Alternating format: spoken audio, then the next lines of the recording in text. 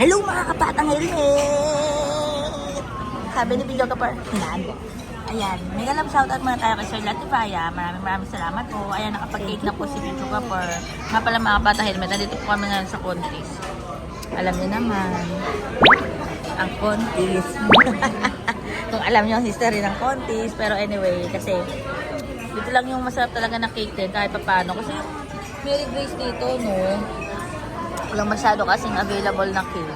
And yung Karamia, super tamis naman. Pero masarap si Karamia. Pero kasi dito lang yung may sizzling ganyan, no? Sizzling burnt cheesecake.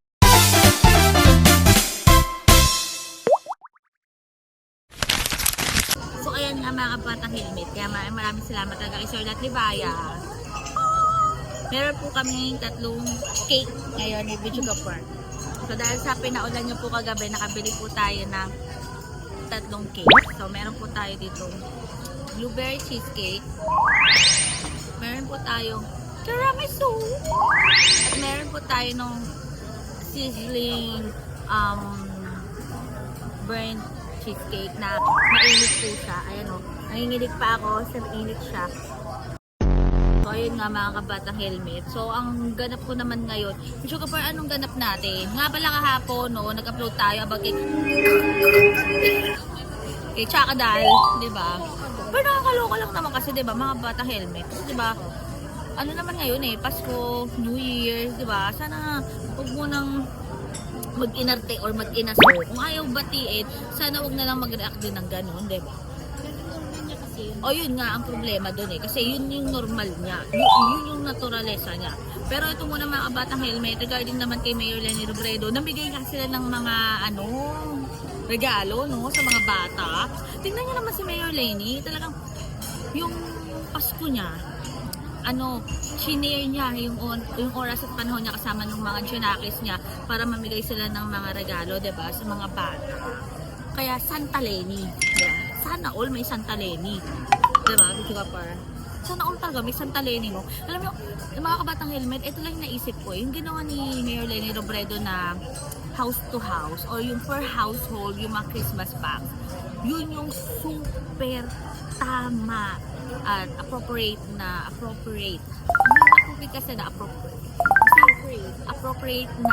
action and decision na dapat ginagawa ng isang public official, ng isang public servant, ng isang opisyal ng gobyerno na may hawak na sangay or pwesto sa gobyerno na pinapasweldo ng taong bayan. Pinapasweldo natin sila mga kabatang helmet eh. So, yung naging desisyon ni Mayor Leni Robredo na per household na yung action na yon na per household yung pagbibigay ng Christmas packs, talagang yun yung dapat na ginagawa ng mga ibang nakaupo dyan.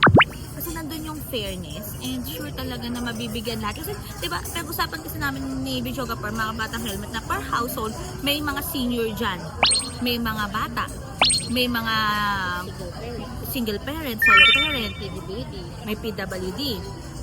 Meron din yun sa young adulthood, middle adulthood, diba? Pa-senior, andun na lahat, diba? So, lahat yung makakatanggap. Ano ka, Video Kapar? Kasi yung budget, Oo. budget ang para sa senior, Oo. budget ang para sa PWD, budget para sa bata, Oo. budget para kanina pa binibigay. Budget sa solo parent, sa PWD, senior, sa mga bata. Tricycle driver. Oo. Pinaghiwa-hiwalay nung Sa iba mga tupad, sa tupad, ano pa pinaghiwa-hiwalay man. nila eh. Ayun, Andun na. halimbawa, Sa isang household talaga. samayin mo siya dun sa isang household. Tapos, may ipon mo budget para doon. As what? Mas marami ka pa naibigay. Kaya nga.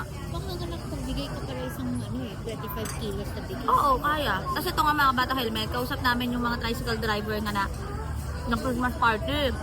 Binigyan natin ng pangparapol.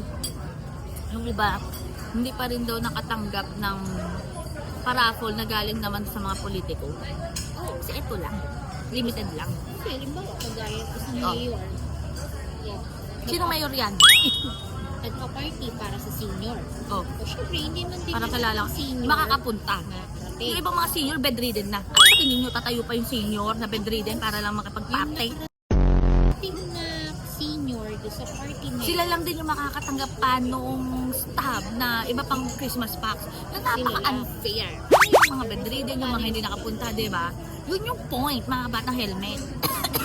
Di ba? Excuse me po. Yun yung point ko. So ako, wala naman akong balak na tumakbo sa any position sa government. Pero, doon natin mako-compare kung ano yung kayang gawin ng mga individual groups, ng mga individual na private company, na ano yun, mas kakayanin. Talagang iba talaga yung ano eh, yung bayanihan ng mga kakampi. Pero ayun ka mga batang helmet, may kalam shoutout muna kay Sir Lat Libaya, and maraming salamat talaga sa mga nagbabate, bumati kay Medyo Gapar, pagpasulyap ka naman kasi si Sir John Sanchez, magpasalamat. Today, yung mga ayos. Wala na mangyayari sa mukha mo. Magpapasalamat ka lang. Ha? Okay. Ayan, nag-blade ka. Thank you po. Nag-cinematic na nga ako eh. O yan. Yan po si Medyo Gapar. At magpasalamat ka muna kay Yusek Attorney Claire Castro kasi hindi kanya nakakalimutan batiin. Maraming salamat po. Oy, ulitin mo. Maraming salamat po, Attorney Claire Castro. Ate Claire, maraming salamat and happy New Year. And see you soon. Nalala ko kasi tsaka na. Pero yun nga mga bata helmet, basta stay happy, stay healthy, and stay safe tayo as always. And ingat talaga. At huwag nang magpakto, okay?